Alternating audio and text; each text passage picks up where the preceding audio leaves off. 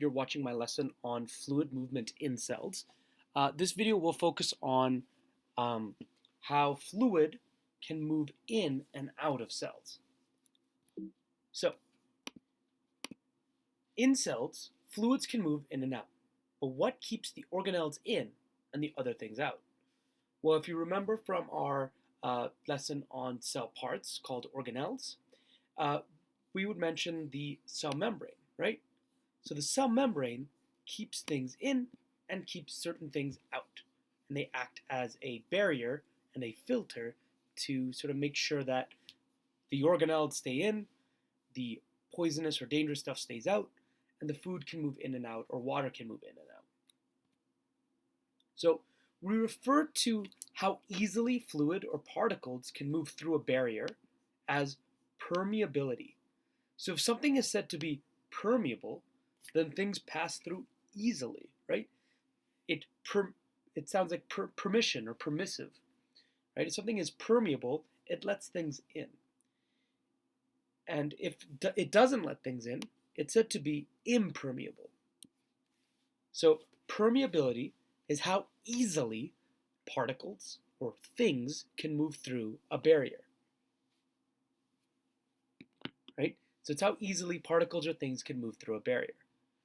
And so if something is able to pass through this barrier, or if a barrier or something allows things through it very easily, you say it is permeable. And if it doesn't let things through, it's said to be impermeable. So we can look at this picture here, and we can see we can ask ourselves which type of dirt or ground would be more permeable. So if you had a box or whatever, a tube filled with gravel, a tube filled with sand, a tube filled with silt, and a tube filled with clay, and we watch, well, if we put water in and punch a hole or have a tap at the end of the tube, which one would let the most water through?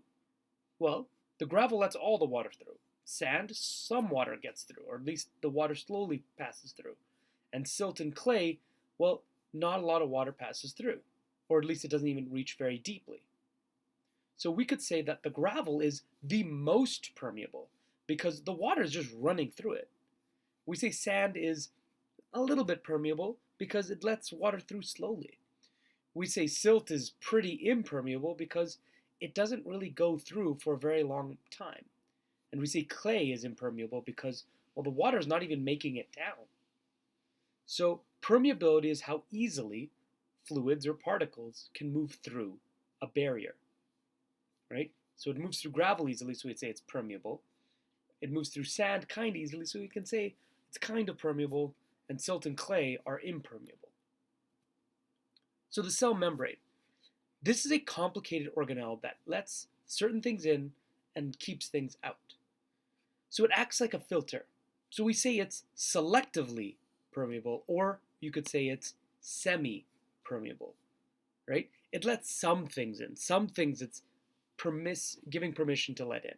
So we say it's semi-permeable or selectively permeable. The coffee filter lets water and small particles through, but not large grains of coffee. So when you're making coffee and you put the coffee grains in, you put it on coffee paper or coffee filter. Hot water moves through, right? It picks up the small particles and it goes into the bottom of the pitcher, cup, or whatever you're using. And so that's your coffee. The large grains get stuck and they don't move through the filter. So you could say the coffee filter is semi-permeable. It lets some things in, but not everything. So how do cell membranes do this? Cell membranes have things called proteins. And these proteins let certain things in. Scientists refer to the proteins and the cell membrane as a fluid mosaic. As a fluid mosaic. The word mosaic means something that is made up of smaller pieces. So if you take a bunch of small pieces and you put them together, or a bunch of different small pieces and you put them together, you say it's a mosaic.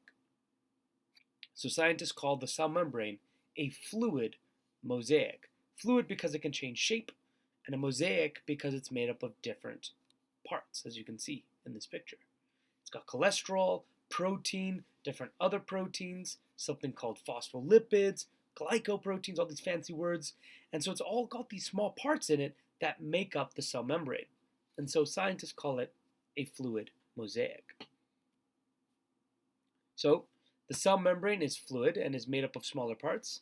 Scientists call this the fluid mosaic model. So if you show a cell membrane in a model or in a picture, you call that a fluid mosaic model, because this is a model of the cell membrane, and scientists call the cell membrane a fluid mosaic. So this would be a fluid mosaic model. So how do fluids move in cells? Fluids move from high concentration to low concentration, right? So fluids want to move from where there's a lot of fluid altogether, just like with pressure, right? Pressure likes to move from high to low. If you have high pressure here and low pressure somewhere else, the pressure is going to move from high to low, move towards the low pressure. Same with concentration. If you have a large concentration of fluid in one area, it'll move to an area with low concentration. This is called diffusion, right? So you can take a look at this picture, and you can see that as you put dye into it, you can see that the dye will move out from a area of high concentration to a low concentrated area, right? So take a look at this picture, and you can see how the dye can move through the water, right? So as you put the dye in right here, you can see at first the dye is all collected here, right? All the dye is found here. And so when you put the dye in, it's all found here. So this is the area of high concentration, right? There's a lot of dye in this area, right? So you could say this is an area of high concentration of dye. And outside this area, well, you have a low concentration of dye. There's not a lot of dye here. So over time, the dye will spread out. And so the concentration starts to spread out until the concentration is pretty even around the whole area. So this is called diffusion. This is called diffusion. Right? So when you put dye in, the dye spreads out and goes from high concentration, where it first started out at, where it's all collected, and moves out to low concentration. So diffusion is when fluid or solutes move from high concentration to low concentration, right? So you can say in this area right here, we have this high concentration of this red dye, right? It's very high concentration here. But over here, we have low concentration. And so the dye is going to go through diffusion, and we say it diffuses out from high concentration to low concentration and spread itself out. So in fluids, things want to spread out, go from high concentration to low concentration. So how does diffusion affect cells? Well, the movement of fluids or solutes in and out of the cell is important to their everyday function. Food, gases, waste move in and out through diffusion.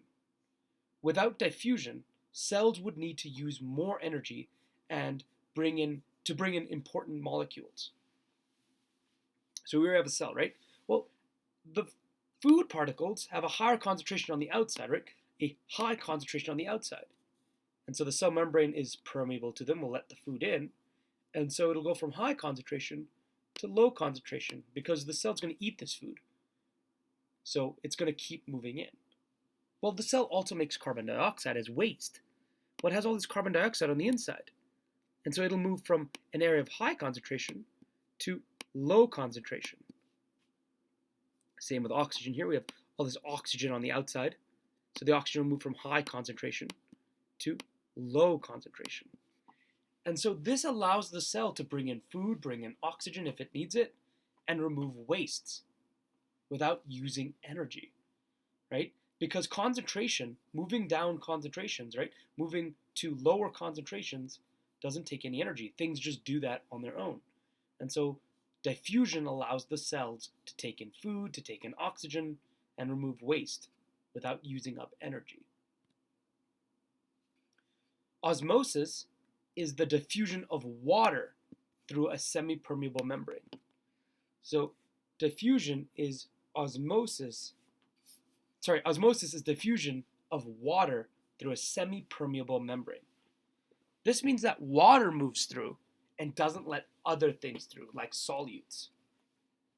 So this means that water moves through a barrier, but the other stuff doesn't.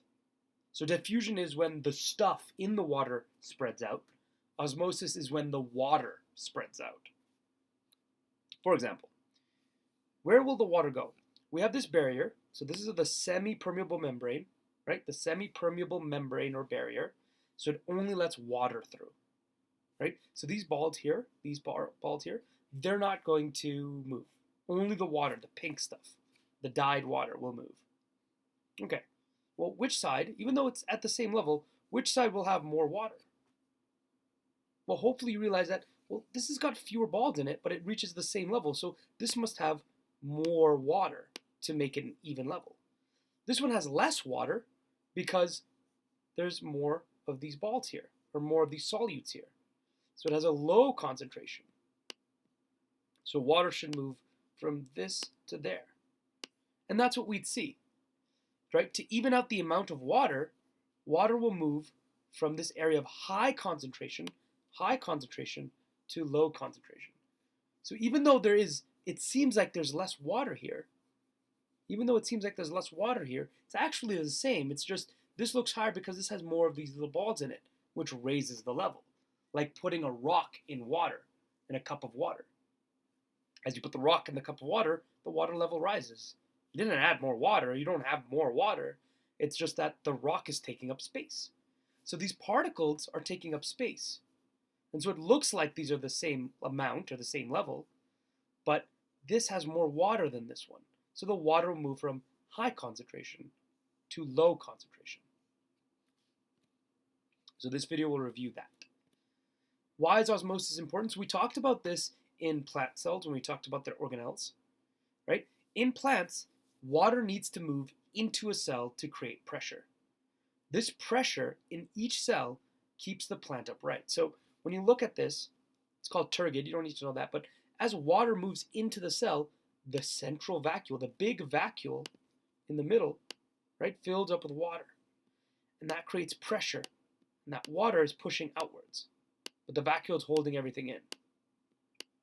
And so that pushes the walls out, making it really strong. Well, if it doesn't have any water in it, well, then the water is not pushing out against the cell wall, making the cell soft and not stiff, and that can cause the plant to wilt. So these are some advanced terms I may ask you. So we use certain terms to understand and predict where fluids and solutes will move in diffusion and osmosis. So we have hypertonic. This means that the part we are looking at has more solute than the other part. So we have hypertonic. Hyper means a lot, tonic means solute. So if I was to, for example, look at a cell and look inside the cell and we're saying, okay, well, we have this CO2 it's making.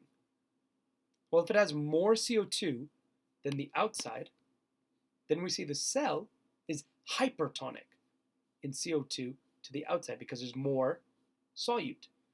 If we say something is hypotonic, we say that there's more solute on the outside. So again, if we look at a cell and let's say we're talking about food, it only brings in a little bit of food, but there's a lot of food outside. So if we're looking in the cell and we say, okay, well, the cell is hypotonic to the food outside because there's less food. Right? So these terms are a bit big and complicated, but simply put, hypertonic means that there's more of whatever you're looking at inside than outside. And hypotonic means that whatever you're looking at, well, there's less of it inside than outside. This will review that. And basically that covers fluid and how it moves through cell. The terms in here seem to give some students a bit of trouble, so please review these terms. They're very important because if you go into more biology and more sciences, diffusion, osmosis, hypertonic, hypotonic, they come up again. So please review this and just know what diffusion is. It's when something moves from high concentration to low concentration. Osmosis is the diffusion of water through a membrane. And hypotonic is when you have less of something compared to something else. And you have hypertonic, which is more of something than compared to something else. Okay, so hopefully that was useful. I'll see you next lesson.